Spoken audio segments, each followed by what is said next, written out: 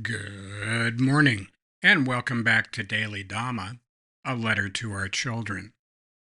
Today is October 11th, and our reading is Cash and Prizes.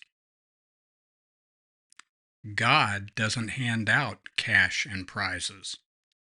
The blessings of good, orderly direction include getting to live with good, orderly direction.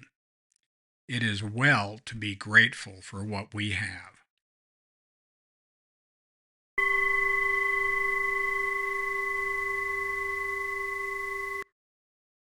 Mrs. Dhamma told our youngest boys that what they needed for a useful, happy life is gratitude, that they needed to have humility, sincerity, effort, and gratitude, and that gratitude was really, really important. Do you understand? Do you have any idea just how lucky you are, as opposed to how come I didn't get mine?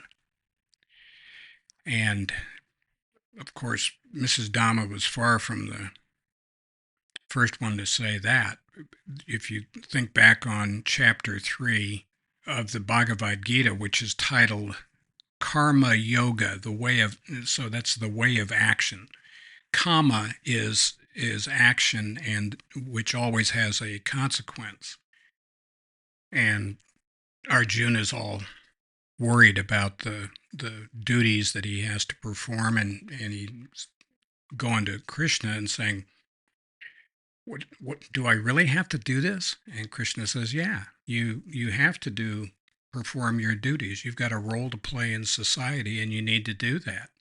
He said, so how do I escape being punished for what he thought were sins?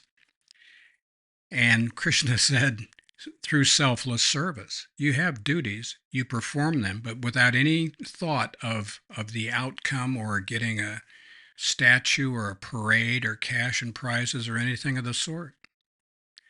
And so selfless service has long been a well-known recipe for having a happy life. We do things because they are of service to others, not because we think we're going to get something. And this is the problem with trying to manipulate and control other people, is we're refusing to see the divine spark within them, and we've taken it upon ourselves to tell other people what to do. And that's a bad idea.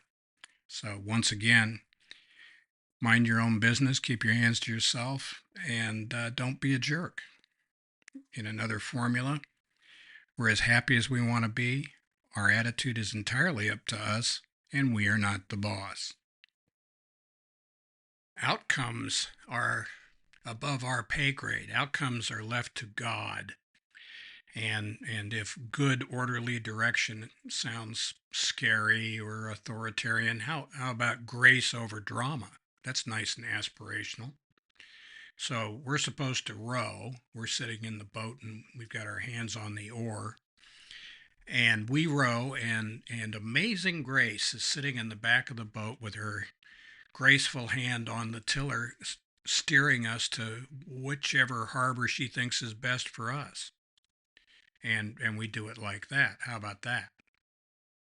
When we do things with an eye on cash and prizes for our efforts, this is really pernicious, because we form expectations. The precursor to the expectations are a sense of entitlement.